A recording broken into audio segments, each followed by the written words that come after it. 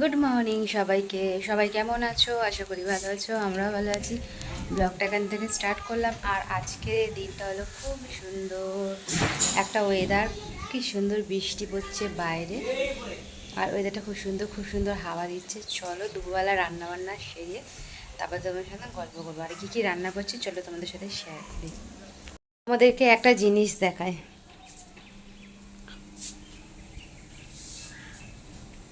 কি দেখাচ্ছি বলো তো? দেখো,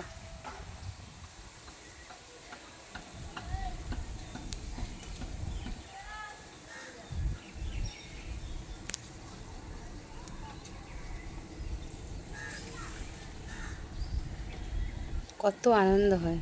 ছোট্ট একটা চারা এনেছিলাম, আর কি সুন্দর গাছটা বড় হয়ে গেছে। এটা বেল গাছ আর এটা জুঁই গাছ, কত সুন্দরভাবে বড় হয়ে গেছে, প্লাস ফুলও দিয়েছে।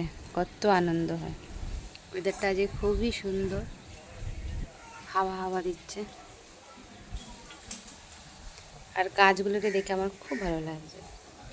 কত সুন্দর ফুলটা হয়েছে, দারুণ দারুণ।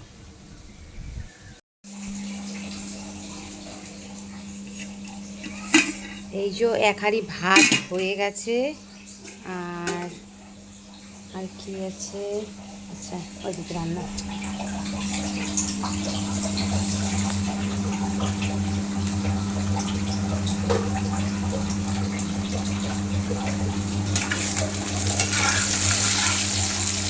এদিকে হবে শাক ভাজা, ওই জন্য পেঁয়াজটা ভাজছি লাল লাল করে। আর এই দিকে দেখো হচ্ছে ট্যাংরা মাছ দিয়ে মূলো দিয়ে একটা ঝাল, আর এদিকে হচ্ছে লাউ ডাল, সরি মূলো ডাল। ডালটা ঢাকা দিয়ে রেখে পড়ে গেছে। আর এদিকে হচ্ছে নোটে শাক ভাজা, সাদা নোটে শাক ভাজা, আর হবে আলু ভাজা। চলো তাড়াতাড়ি করে রান্না বান্না করে নিই। চলো নোটে শাক ভাজাটা এদিকে বসিয়ে দিলাম। কাঁচা লঙ্কা আর পেঁয়াজটা একটু ভালো করে ভেজে নিলাম, আর নুন হলুদ দিয়েছি, আর কিচ্ছু না। আর নামানোর আগে একটু চিনি দিয়ে দেবো। তা আমরা তো এইভাবেই ভাজা করি নোটে শাক ভাজা। তোমরা কে কে কীভাবে করো অবশ্যই কমেন্ট করে জানিও। ডালটাও আমরা প্রায় রেডি, মূলো দিয়ে ডাল, এই যে মূলো। আর এই দিকে দেখো ট্যাংরা মাছ দিয়ে মূলো দিয়ে ঝাল কমপ্লিট। চলো তাড়াতাড়ি করে নামিয়ে নিই।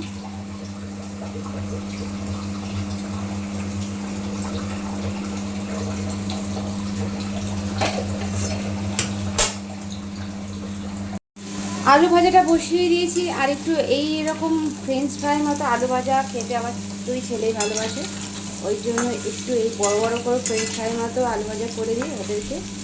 আর তো ডাল তো আছেই। আর এদিকে চলো দেখি নোটে শাকটা কতদূর। নোটে শাকটা এখনো একটু জল দিয়ে বসিয়েছি। চলো এদিকে আলু ভাজাটা হয়ে যাক। আর দেখি আমার ছেলেটা কি করছে। কি করছিস তুই?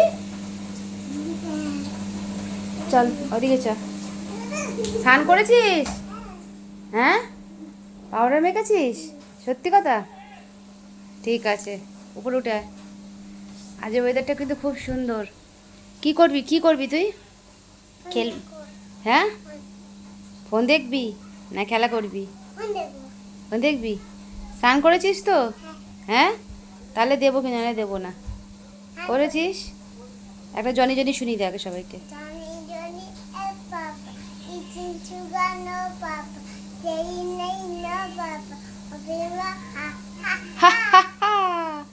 গুড বয়, হাততালি দাও বাচ্চারা।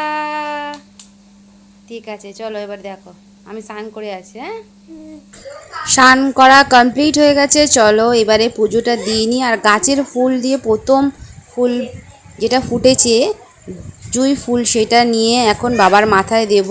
খুব আনন্দ হচ্ছে যে নিজে গাছ লাগিয়েছি, সেখান থেকে ফুল হয়েছে, সেই ফুল নিয়ে বাবার মাথায় দিতে পারছি। তা চলো স্নান টান করে নিয়েছি, এবার পুজোটা দিয়ে নিই, তারপরে আর বারে কী খাবো, কী রান্না হয়েছে সেগুলো তোমাদের সাথে শেয়ার করব।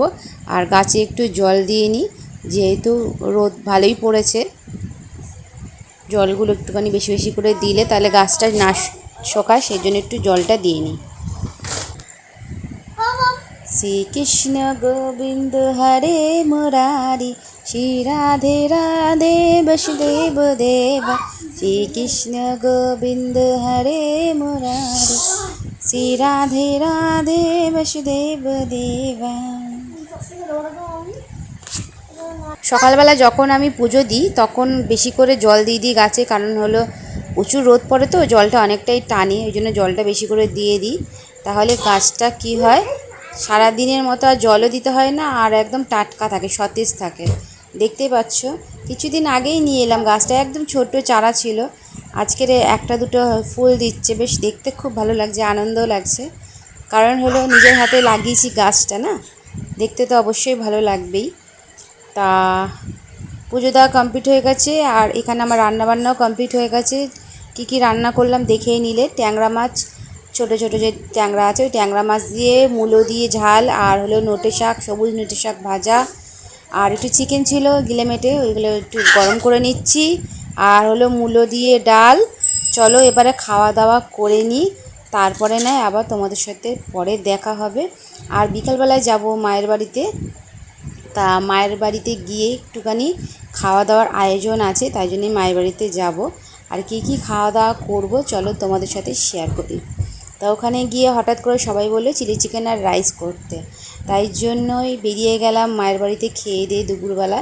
তাই বিকাল থেকে স্টার্ট করে দিলাম এসেই রান্নাবান্না, কারণ হলো বিকালবেলায় যেহেতু টাইম পাবো না, খেয়ে দিয়ে আবার বাড়ি আসতে হবে, তাই জন্য বসে গেলাম সব রান্নাবান্না করতে। ওদিকে আমার দিদি সব কেটে কুটে দিল, আর এদিকে আমি চিকেন পকোড়াটা ভাজা বসিয়ে দিয়েছি। চিকেন পকোড়াটা হলে চিলি চিকেন বানানো হবে, চিলি চিকেন আর রাইস। আমি ভেবেছিলাম যে চিকেন কষা করবো, তারপর আমার বাবা বলে না তুই একটু চিলি চিকেন আর রাইসটা কর।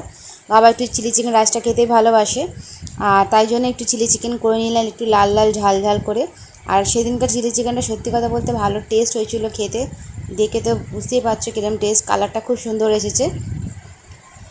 আর রাত্রিবেলার ডিনারে আমাদের এইটাই ছিল। চিলি চিকেন হলো রেডি, আর রান্না করছি আমি। তা দেখো চিলি চিকেনটা কেমন হয়েছে। এই যে চিলি চিকেন হয়ে গেছে, এখন করব রাইস, আর রাইসটা ভাজবো। তার সাথে বিনস আর গাজরটাকে ধরিয়ে নিয়েছি ভালো করে। আর এই যে চিলি চিকেন দেখো কেমন হয়েছে, খেতে কেমন হয়েছে কী করে জানবে, মানে দেখতে কেমন হয়েছে। চলো দেখতে থাকো। তার সবজিটা প্রথমে ভেজে নিয়েছি, তারপরে 3-4টে ডিম একসাথে ফাটিয়ে ওর মধ্যে দিয়ে সবজির মধ্যে ভেজে নেব। একদম সিম্পলভাবে করব রাইসটা। আর রাইস কিছুটা ভেজে নিয়েছি আর কিছুটা মিক্স করে নিয়েছি, বেশ ভালোই হয়েছিল ডিনারটা আমাদের। আর এই যে বসে গেছি সবাই মিলে একসাথে বসে খাচ্ছি। তা ভিডিওটা কেমন লাগলো অবশ্যই জানিও। সারা দিনের যা রুটিনটা আর যা করলাম, কি খেলাম, সবটুকুনি তোমাদের সাথে শেয়ার করলাম। আর এখানের মধ্যে কোন রেসিপিটা তোমাদের সবথেকে প্রিয় কমেন্ট করে জানিও। টাটা।